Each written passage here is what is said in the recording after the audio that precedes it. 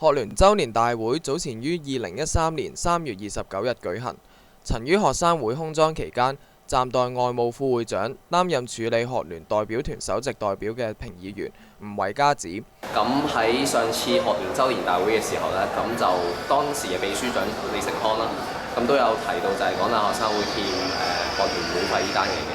咁而其實咁多個學生會入邊呢，係得港大學生會呢係欠呢一個學聯嘅會費。根據學聯會章，會員學生會須於每年週年大會1星期前，按其正式會員人數計，繳交每人6蚊會費。呢筆會費將用於支持行政事務及為達成本會宗旨而舉辦之活動。但係上年度港大學聯代表團首席代表陳冠康未能依時繳交會費，而本年度新上任幹事仍未能取回財政權，所以學生會仍欠學聯超過10萬元。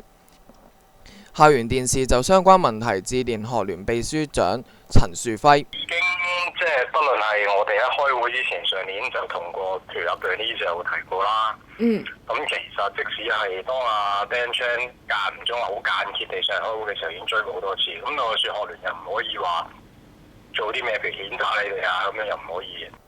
本台記者亦就上年度欠款問題致電陳冠康詢問。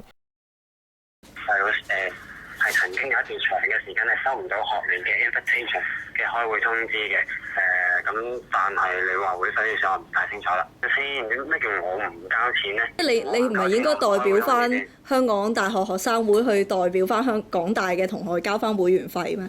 咁啲錢唔係話我話交就得嘅話，咁財委會都冇批過嗰啲錢，咁樣點樣交呢？而喺截稿前，校園電視記者仍未能聯絡前財委會主席朱迪文。校園電視記者李家豪報導。